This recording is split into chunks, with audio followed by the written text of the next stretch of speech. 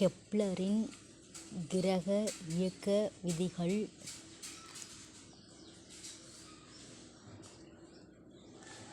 வட்டப்பாதை விதி, பரப்பளவு விதி,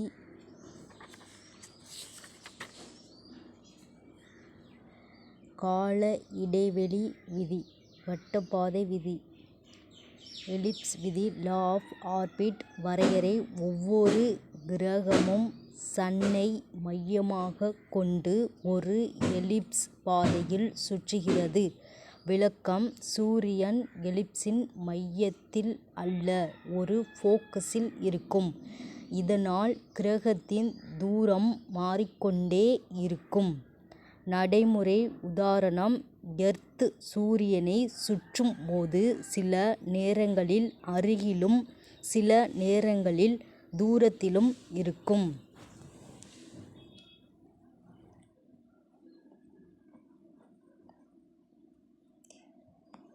சம பரப்பளவு விதி வரையறை: ஒரு கிரகம் மற்றும் சூரியனை இணைக்கும் கோடு சம நேரத்தில் சம பரப்பளவை உருவாக்கும்.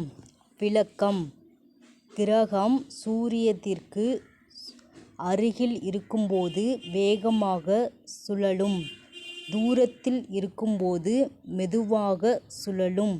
நடைமுறை உதாரணம்: எர்த் சூரியனை அண்மையில் இருக்கும்போது வேகம் அதிகரிக்கும், தூரத்தில் இருக்கும்போது வேகம் குறையும். சம பரப்பளவு விதி படத்தில் நல்லபடியாக தெளிவாக கொடுத்துருக்கோம். புகைப்படம், அதை பார்த்து நல்லா படிச்சுக்கோங்க. கால இடைவெளி விதி: ஒரு கிரகத்தின் சுழற்சி காலத்தின் தூரம் d², அதன் சராசரி கணத்திற்கு r³ சமமானது. d² r³. சூரியனிலிருந்து தூரமான கிரகங்களுக்கு சுழற்சி நேரம் அதிகம், அருகிலுள்ள கிரகங்களுக்கு சுழற்சி குறைவு. நடைமுறை உதாரணம்: மெர்க்குரி சூரியத்திற்கு அருகில் சுழற்சி காலம் குறைவு, 88 நாட்கள். சாட்ர்ன் தூரத்தில் சுழற்சி காலம் அதிகம், 29.5 ஆண்டுகள்.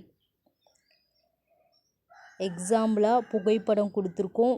நம்மளுடைய கண்டென்ட்டே புகைப்படத்தை பார்த்தே புரிஞ்சுக்கிறணும் அப்படிங்கிறது தான் நம்ம ஃபஸ்ட்டு கொடுத்துக்கிட்டு இருக்கோம். UGTRP physics Tamil medium, English medium எதா இருந்தாலும் நம்மளுக்கு ஃபஸ்ட்டு அண்டர்ஸ்டாண்ட் பண்ணிக்கணும், என்னன்னு தெரிஞ்சுக்கிறதுக்காக எடுக்கப்பட்ட முயற்சி தான் இந்த வீடியோக்கள் அனைத்தும்.